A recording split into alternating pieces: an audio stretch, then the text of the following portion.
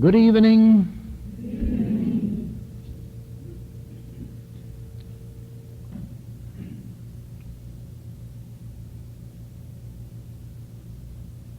You will remember that last week we started on the two major principles,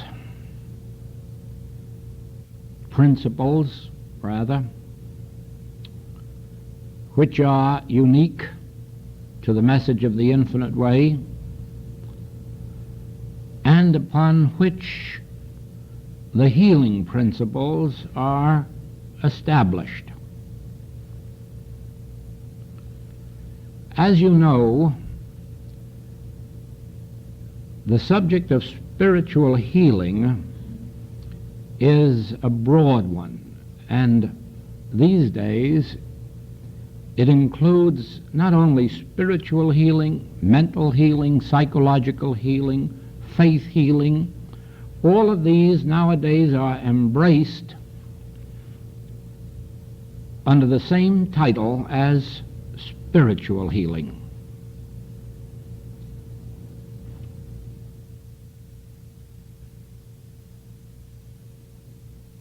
It is natural that this should be so,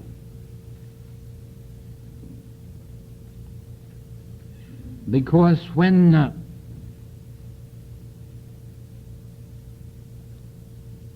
metaphysical healing was introduced to the world, it was first introduced as mind healing, which certainly signifies mental healing. And then later on, the word mind became divine mind with a capital M, and it became a synonym for spirit. And so divine mind healing and spiritual healing are now one, yet really meaning mental healing and spiritual healing. Eventually, mental healing and spiritual healing became so mixed that all metaphysical healing was a combination of the mental and the spiritual. There is no exact dividing line in metaphysical healing between the mental and the spiritual, because you will find in the literature of healing work that the mental argument,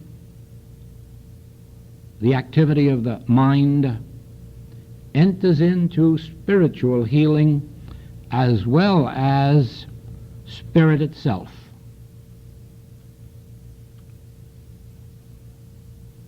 Later, when the idea of spiritual healing started to get popular,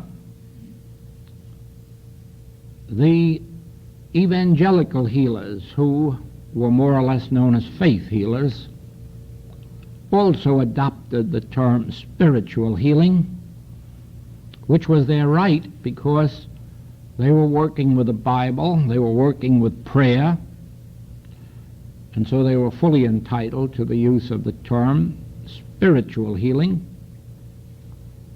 And then another form of healing sprung up, which is spiritualistic healing. That is, healing by mediums who have contact with individuals who have passed on. There's quite a good deal of that in the United States, but even more so in England. But spiritualistic healing lost its end and also is known as spiritual healing.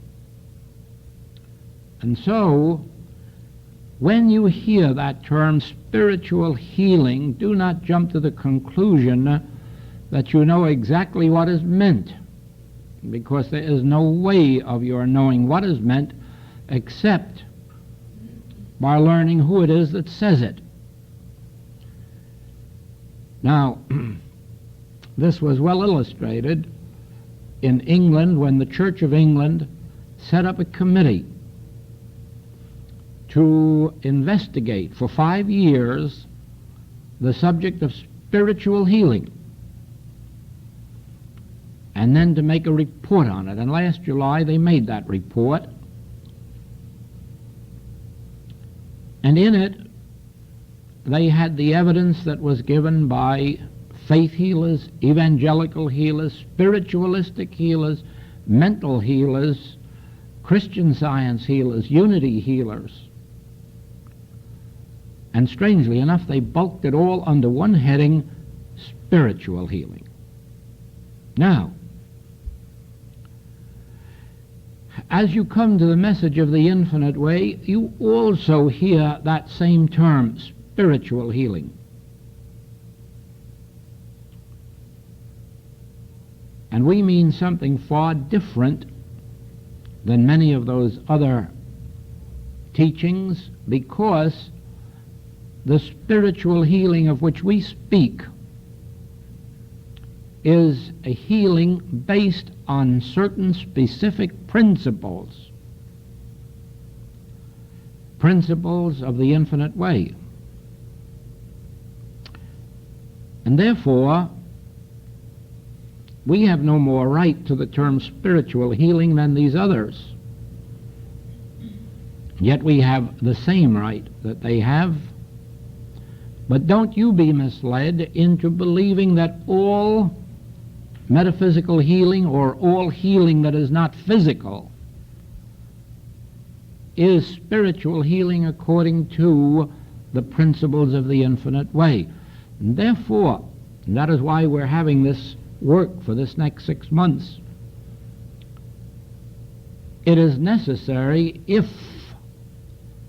you wish to avail yourselves of infinite way healing, that you understand the principles upon which this is based, and not to try to bring into it those principles which you may have learned in some other metaphysical teaching, because all you can do is bring confusion to yourself. Remember that this does not mean right or wrong. This is in no wise saying that the infinite way healing method is right and the others are wrong. This is definitely saying that infinite way healing principles differ from those of any other metaphysical teaching. Now, if you have not discerned that, and if you have not discerned what the specific infinite way principles are,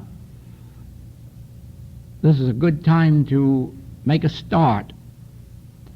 And those of our students who have been with us some years and have not yet entirely separated themselves from other forms of healing need not wonder if they do not get the results they seek. Now, truthfully, I had no idea at all that our students weren't completely aware of the fact that infinite way healing principles differed from the others, nor did I realize how many of them did not know what these infinite way principles are. And it was through the unfoldment that came to me after our return from Holland that it was given to me to spend these next months making this point clear. Now remember, spiritual living is quite a different subject from spiritual healing. Spiritual living is something that has been known to the mystics of all ages. There are European mystics, Oriental mystics, mystics from many, many parts of the world who can reveal to you all of the secrets of spiritual living, because they all agree. There's no difference whatsoever in spiritual life as it is presented by one mystic than spiritual life as it is presented by another, except, of course, the matter of language. But the basic principles are the same, and that means this, that the spiritual life is lived after one has made contact or come into conscious union with God, with the source of being. Spiritual life can be lived as a student, as a seeker, by following the rules laid down by mystics, but the life itself begins when conscious union has been attained. So there is no difference of opinion on that score anywhere at all on the face of the globe. When it comes to the subject of healing, you have something entirely different.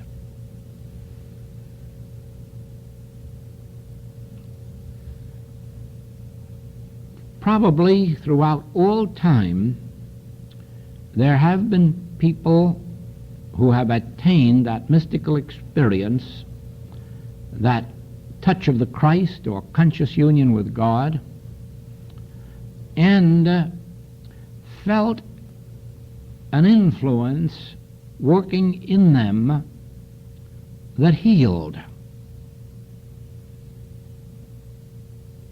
You have it all through the Bible. Moses did some healing work. Elijah did some healing work. Jesus, of course, was the greatest master of healing. In very few cases do you learn from any of the Bible characters any principle by which they healed. Actually, it was more or less that the Spirit of God had touched them, and as Jesus said, I am ordained to heal the sick. Even after that time, and all through the years up to the present, there have been some few people receive the same healing gift of God.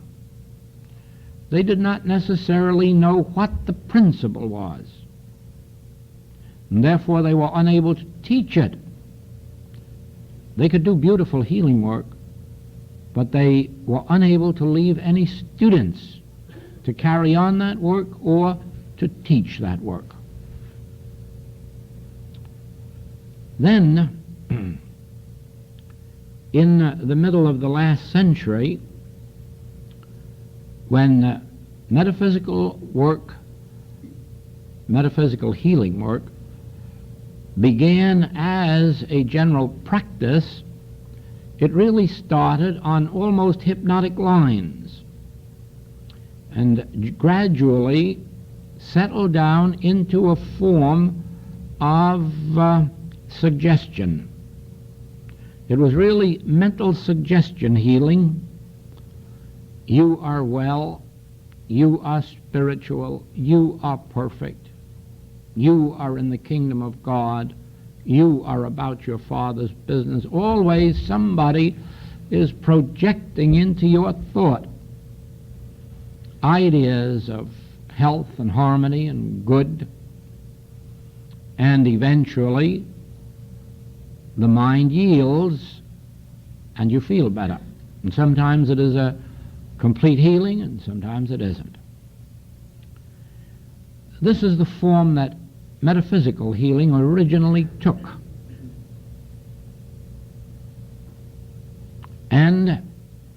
as it spread out into the wider field of New Thought, that was the pattern that was accepted, and in most cases still is. In Christian Science, Mrs. Eddy made great strides in spiritual understanding and eventually came to have a tremendous spiritual contact and began the subject of spiritual healing. That is, healing without mental argument, healing without using the mind.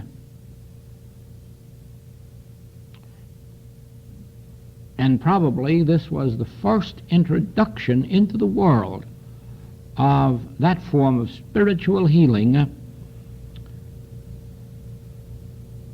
which had some measure of principle behind it, because the principle she taught was that God was the only cause and the only creator, and therefore there could be no effect from any other cause. So the basis of her spiritual healing was the absolute allness, omnipresence of God. Now,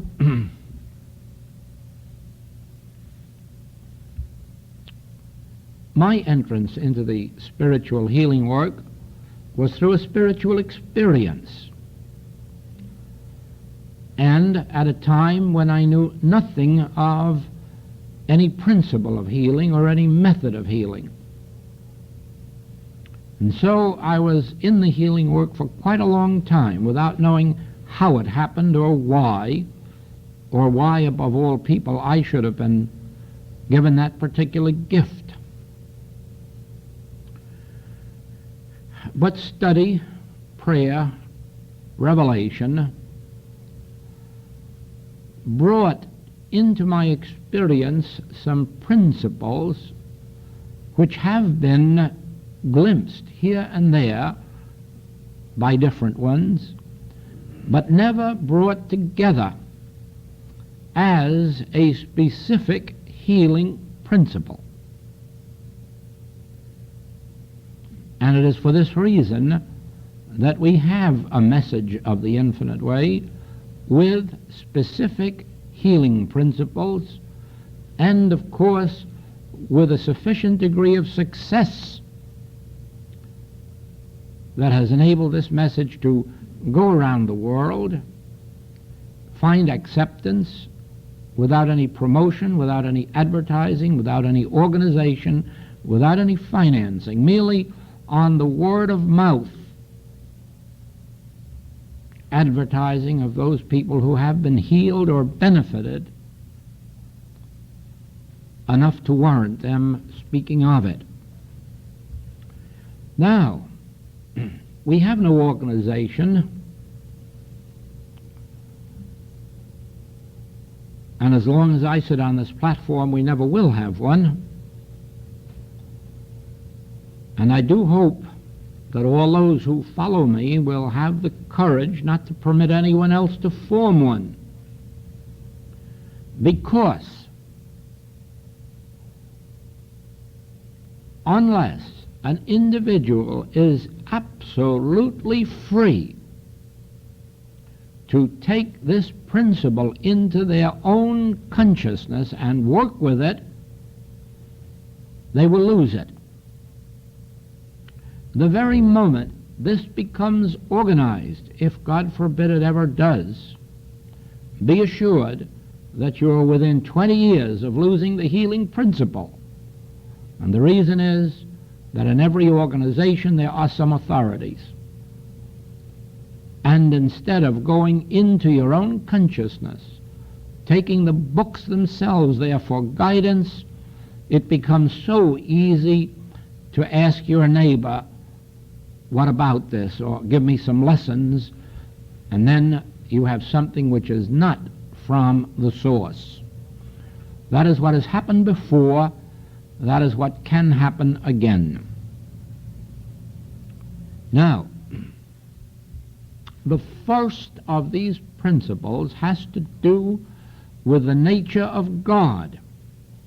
And last week, our entire hour was devoted to that subject, and you will find it on the first side of this tape that is being made tonight, because this tape will embrace these two principles.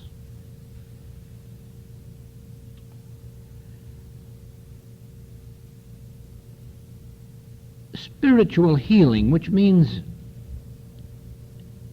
healing that has something to do with God,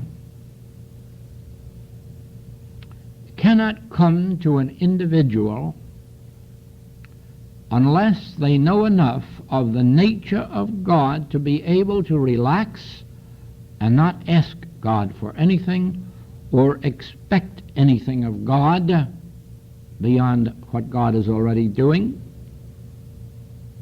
Certainly, spiritual healing can only come when an individual is no longer attempting to influence God in anyone's behalf, even their own. All of this you have on the other side of this tape. Therefore, we will go into the second part of this healing principle, which, if you know that first one, the second one becomes the most important. Without understanding the first one, the second one isn't reasonable or intelligible.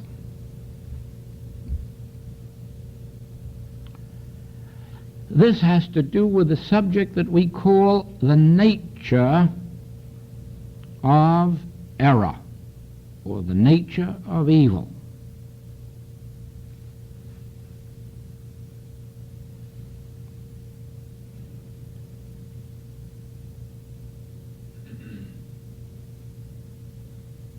In the infinite way, you do not use truth to overcome error. You do not expect God to heal disease or reform sin.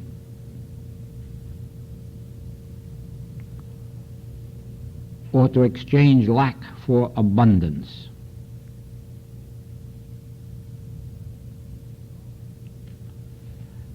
God,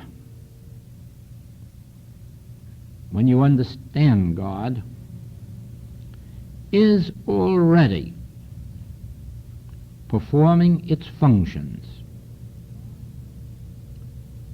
God is eternally bringing forth the cattle on 1,000 hills, the crops in the ground, the iron, the gold, the silver, the copper, the oil, and all of the things that not only are needed today, but which will ever be needed. I remember recently one of our students bringing to my attention a passage in Encyclopedia Britannica speaking of a certain mountain which was abundant in uranium, a worthless metal. That's the way it's read in the encyclopedia, a worthless metal, uranium.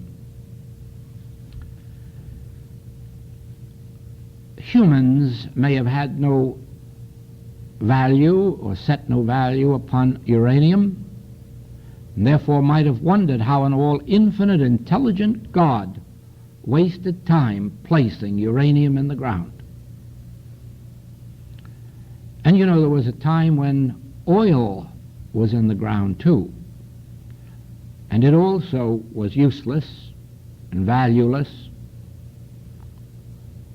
according to the estimates of man. So we are going to learn that abundance of everything has been provided not only for the Ancient of Ancients, and not only for us here today, but for all those who may ever come hereafter. And that process is a continuous one. God does not stop the activity of the sun, the moon, the stars, the oceans, the tides, the birds in the air, or the fish in the sea. And therefore, the activity of God must be understood as a permanent dispensation, as omnipresent, here and now, throughout all time, the same yesterday, today, and forevermore. And then that will relieve that mental strain of trying to get in touch with God for some reason. The mind can relax with the realization, thank you, Father, God is. And all that God is. And all that God intends to be is. Therefore, let us not waste time in trying to reach God for any purpose, since God already is closer to us than breathing and nearer than hands and feet, and our own Master has assured us He knoweth your need before you do, and it is His good pleasure to give you the kingdom. Now, when an individual sits back and relaxes and rests in that assurance, they are bringing spiritual good, spiritual harmony into their experience. And that spiritual harmony appears in due order in the form necessary to our experience. Let us see how that works. And let us also see how, by not understanding principles, merely understanding statements of truth or taking statements of truth out of their context, how you can lose your whole demonstration. Here is the question. Therefore I say unto you, what things soever you desire, when you pray, believe you receive them, and you shall have them. And the question is, isn't that conflicting? Meaning conflicting with our teaching? Of course not. Of course not. If you know the teaching, if you know the principles, if you only know a few quotations taken helter-skelter out of the message, of course it's conflicting. But when you understand that this message says that very thing, that in opening your consciousness to the presence of God, you will be fulfilled,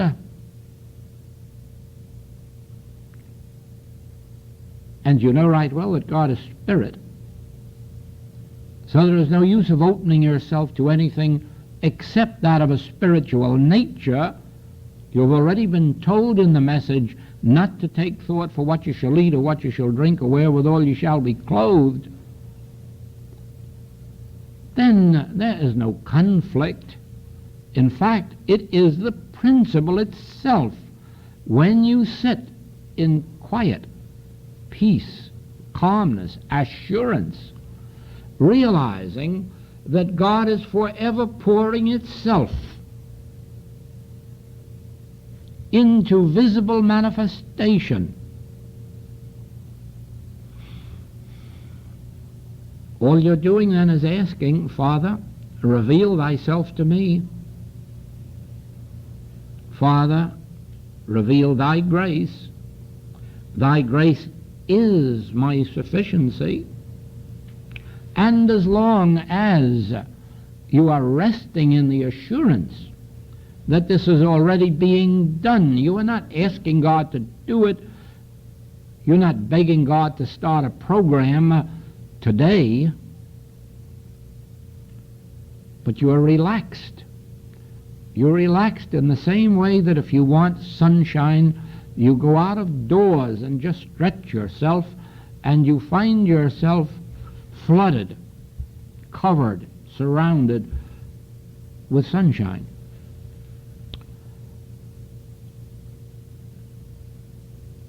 When you want to be wet, you can jump into the ocean or into your tub and immediately find yourself surrounded with water. You don't have to ask, beg, plead. It's all here, and it's all present where I am in your consciousness, closer to you than breathing, nearer than hands and feet. And in the realization of that, you begin to demonstrate it. And this, I tell you, is spiritual living. And it leads to the actual conscious contact or union with God. Now, in that same way then, once you understand that principle of God's omnipresence, omnipotence, omniscience, once you understand that principle of God as forever being, forever flowing, ever appearing, nothing left except to relax in that grace. Now, when it comes to spiritual healing, you have to go a step further. And that is where this specific principle of the infinite way comes into expression, activity, manifestation, or demonstration.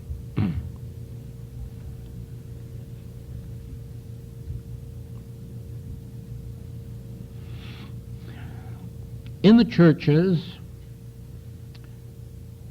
they have a word, devil or Satan, which is the impersonal source of evil. In most metaphysical teachings, they have mortal mind, also the source, the impersonal source of evil. The mistake of old was accepting the devil or Satan as the opposite of God, a power which God was always fighting and never quite defeating. To this day, that battle between God and devil goes on in Orthodox teachings. And so far, the devil is far, far ahead, with little possibility that God can catch up. The reason for the failure is that devil or Satan is the impersonal source of all the evil that ever tempts man, but it isn't a power. It never is more than a temptation, a suggestion, an appearance, which we have been taught to fall for, to fight, to argue. It comes down to us from the old Hebrew Testament, where they appealed to this Jehovah God to defeat their enemies. Always, always, the Hebrews of old were turning to this great God of theirs to help them defeat the enemies. And sometimes God did. Sometimes he didn't. And you know, we learn that often when God didn't defeat the enemy, the reason was that the Hebrews had carelessly lost their ark, in which was the Ten Commandments, the holy writings. And if they ever lost those, they lost the battle or the war, because God was not on their side when they lost that ark. Superstition, of course, but remember, we're talking about the days of ignorance, illiteracy, when perhaps not one person in 1,000 knew how to read or write. No wonder there was ignorance. No wonder there was superstition.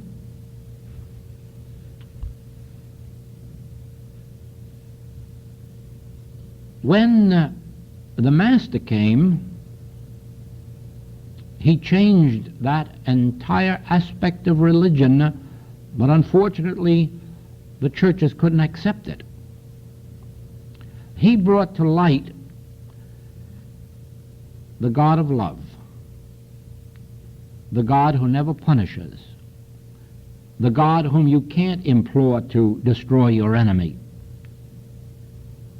Not even when he was facing death himself did he ask God to destroy an enemy. Ah, no, he asked God to forgive the very enemy that was accountable for it. You see, the Hebrews didn't have the right concept of God. Jesus Christ came with it, and it couldn't be accepted. And so from that day to this, you still have the world praying to God to destroy our enemies.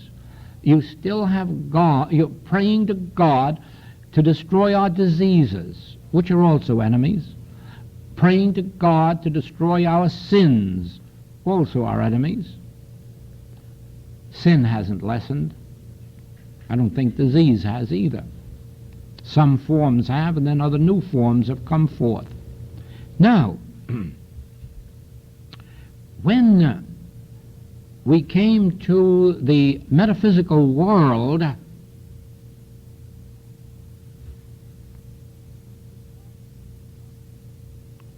it was at first revealed that this mortal mind was not a power. It wasn't a power, and therefore, if you recognized that any form of evil, any form, was only a part or an activity or a substance of that mortal mind, and then dropped it, that healing would follow. And very quickly that vision was lost, because the term mortal mind became exactly what it did to Paul of old, who called it carnal mind. And just as Paul fought it until it killed him, so did the metaphysicians begin to fight mortal mind and to protect themselves from mortal mind and to try to walk on the other side of the street whenever they recognized it in some form. And so to this day, wherever you find a metaphysician fighting mortal mind, warring against it, battling it, trying to overcome it or protect themselves, you are witnessing a metaphysician who must fail. In the same way, it was brought to light in these early days of the metaphysical world that there are specific mental causes for specific physical problems. Now, again, Mrs. Eddy accepted that in her early days, and then later realized that there wasn't a word of truth in it, and she eliminated it from her teaching to the best that she could. But unfortunately, one of her students, one of those close to her, refused to accept her new revelation and published a book containing all of these mental causes for physical effects, and incidentally that list has become the foundation of a new medical profession called psychosomatic medicine.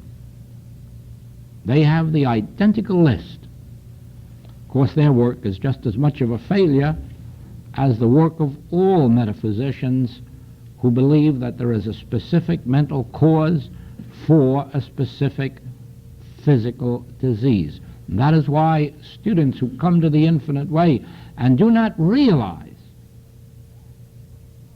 that none of that plays a part in our work, none of that plays a part in the principle through which we work, they lose the opportunity to benefit by the principles that have been revealed to me and have been found successful. Now, take this next step with me.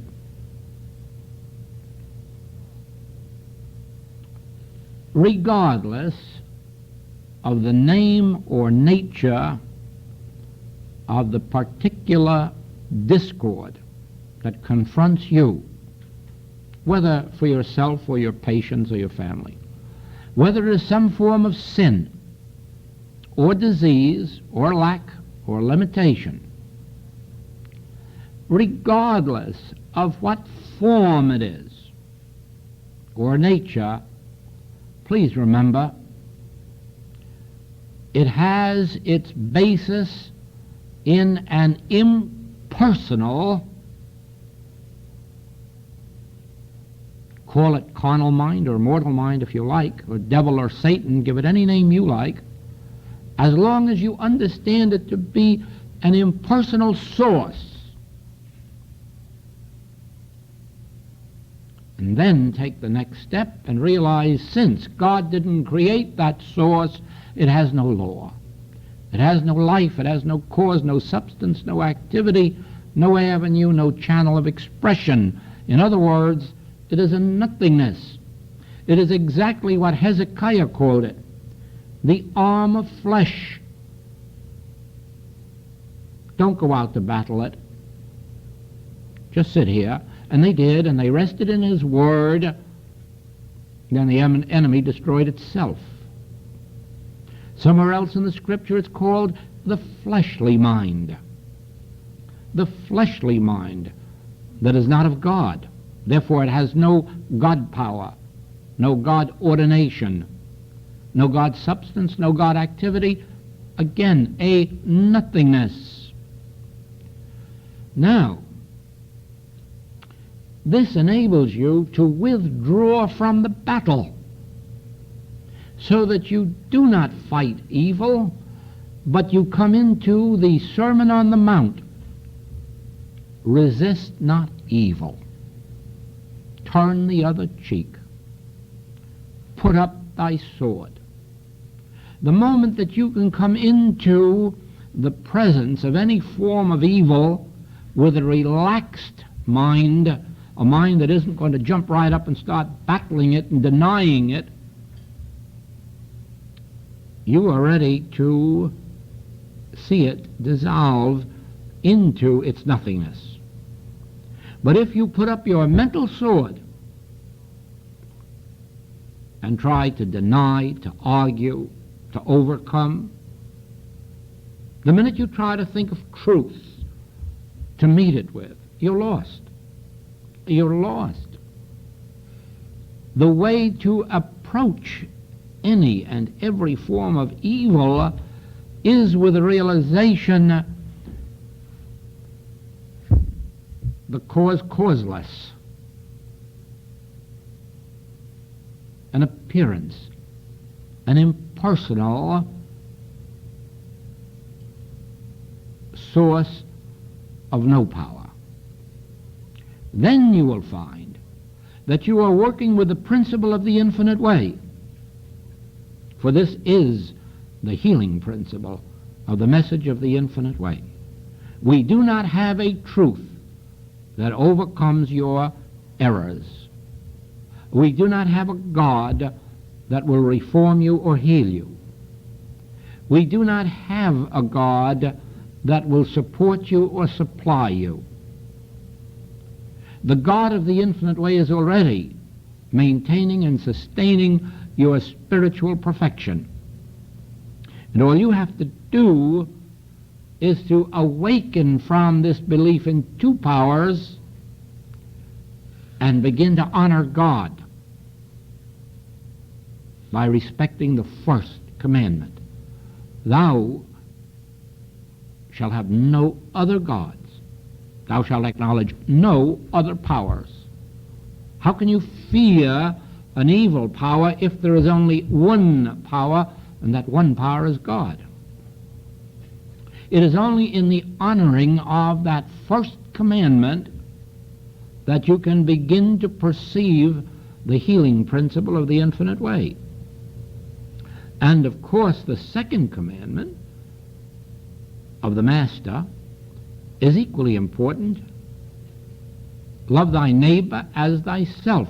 And here is where you must take your departure from all other forms of metaphysics. You must never ascribe any form or phase of error to any individual on the face of the earth. It is a mortal sin to say of another that they are sick, or that they're sinful, or that they're poor, or that there is anything wrong with them under the sun. Even to believe in them as mortals or human beings separates you from loving your neighbor as yourself, because you do know that you are the offspring of God. You do know that I and the Father are one, and all that God is, I am, and all that the Father hath is mine. You know this is true of you. But you violate the second commandment of the Master when you say, your jealousy is doing this to you, or you aren't grateful enough,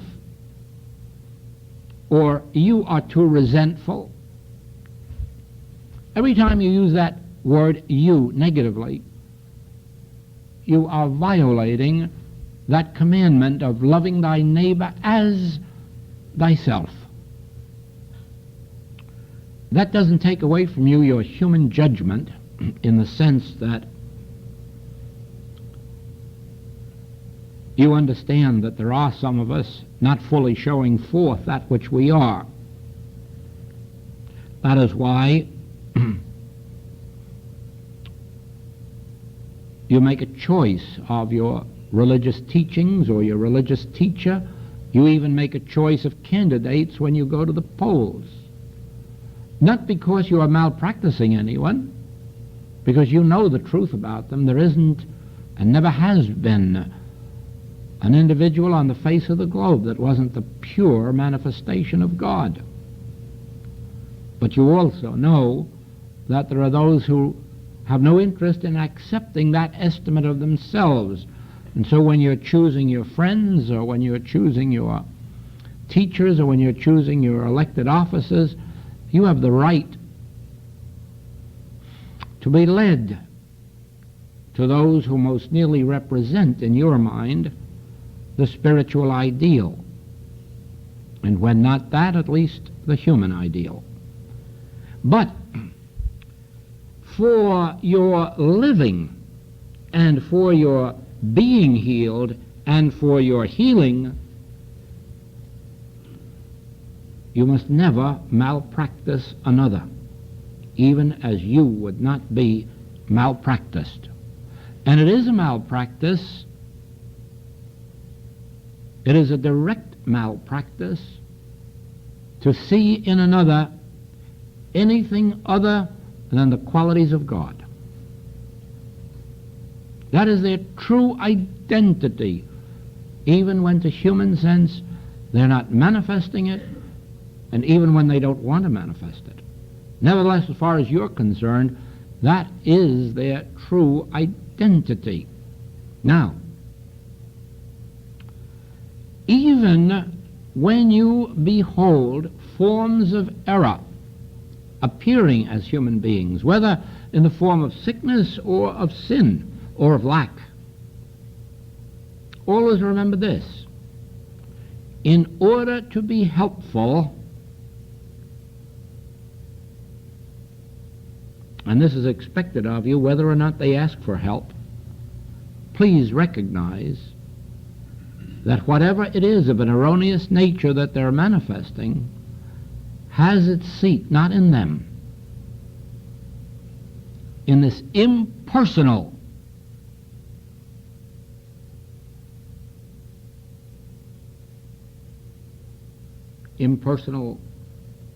mortal mind, impersonal carnal mind, impersonal devil, impersonal Satan, any word you like. As long as you recognize it to be an personal source, and therefore having nothing whatsoever to do with the individual who is manifesting it at any particular moment. Now, if you make the mistake of going back to some other form of metaphysical work or treatment and trying to remove some form of error from your patient or from your relative, you won't succeed. You won't succeed any more now than you did before you found the infinite way. Because there's no more benefit being in the infinite way than there is in any other teaching. The only benefit there is from the message of the infinite way is the practice you make of its principles. That's why it would be no good to have an organization and take you all in as members. It wouldn't do a thing for you except take from you some of your inherent individuality, because you'd be trying to live up to the standards of your neighbor. Now, or depending on your membership, or on your regular attendance, or your regular contribution, and be assured none of that counts one single bit. One thing alone counts both in spiritual living and in spiritual healing, and that is, what truth do you know? And how true is that truth? And how steadfast are you in its application? That's all there is to it. When you are healed by another, by a practitioner or a teacher, remember, you have only had a temporary benefit from the developed consciousness of another. You still will have to develop your own consciousness in order to make health a permanent dispensation, and in order that you may help others. Try to believe me when I tell you that no one in all of this world ever receives a spiritual blessing or benefit for their own sake. Never. Any spiritual blessing that is ever given to us by the grace of God is for the benefit that it will be to this universe. Of those who have much, much will be expected and demanded. Nobody is ever given the grace of God and then given permission to go up and hide in a mountain somewhere with it. No, no. The more of realization that we have, the more activity is given to us through which to put our understanding and our development to the benefit of this world. It is just like the sun never shines just for your garden. Your garden is just incidental to the whole picture. The sun shines for this entire globe, and the rain falls for this globe, and God's love falls for this globe to the saint and to the sinner, to the just and to the unjust. And so it is that when in any way we are given one grain of spiritual understanding or grace, it is only in order that we might be a transparency or an instrument through which it must reach others. It doesn't mean that we should have another generation of practitioners sitting in offices, but it does mean that everyone who receives God's grace in a spiritual way should be prepared to help all those who come within range of their consciousness.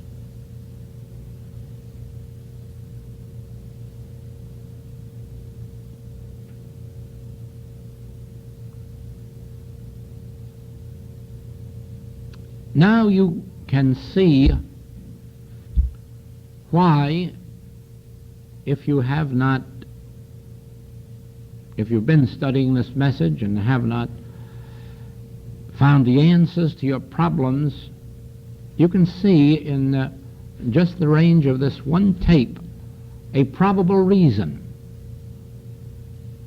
Somewhere you have not understood the nature of God, and therefore have been wasting a lot of time trying to influence God in your behalf, or you have not understood correctly the nature of error, and you have been battling it, or fighting it, or trying to overcome it, or trying to use the power of God upon it. And it won't work. It won't work. You must bring yourself, and you won't find it easy, but you must bring yourself to a place in consciousness where you can agree that the Lord is my shepherd, and therefore I shall not want. And actually know and understand that it is that way. And therefore you don't have to pray and plead and implore and affirm. The Lord is my shepherd, and I shall not want, and that's it, period. At some time you must come to the consciousness that He leadeth me beside the still waters. He maketh me to lie down in green pastures. And even if I do walk through the valley of the shadow of death, I will fear no evil. Sometime or other, as Infinite Way students, you must come to the full and complete demonstration of that 23rd Psalm.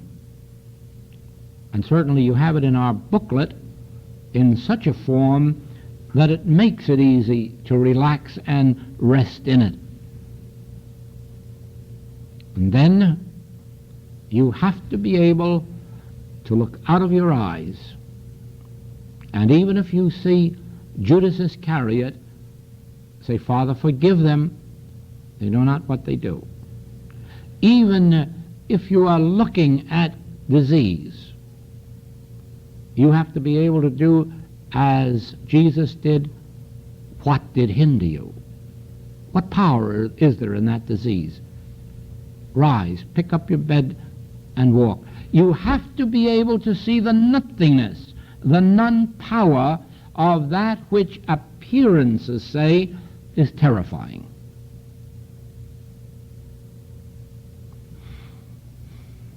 In other words, it's a complete change of consciousness. It's a surrendering of the Adam man who believes in two powers, the power of good and the power of evil, and therefore has to earn his living by the sweat of his brow, or has to get healed the hard way.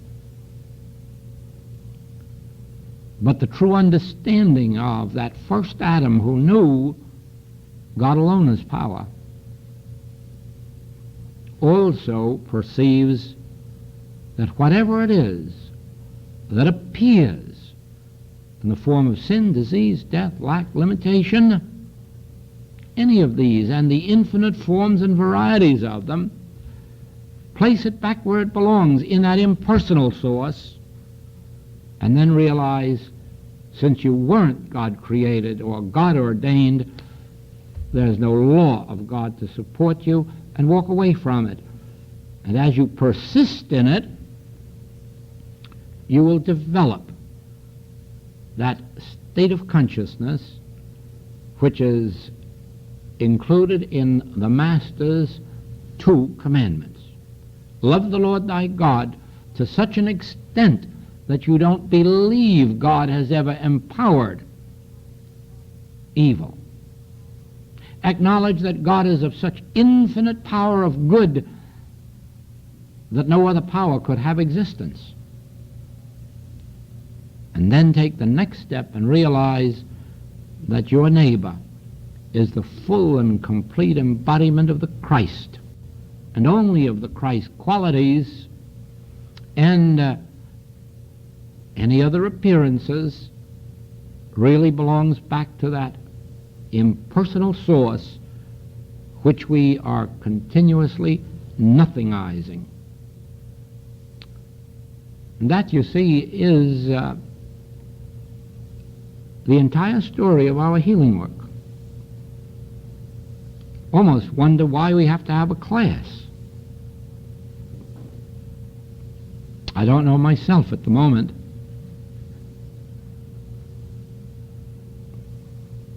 And if it turns out that we have had the class and this is it, we'll spend the week together with an aloha of some kind.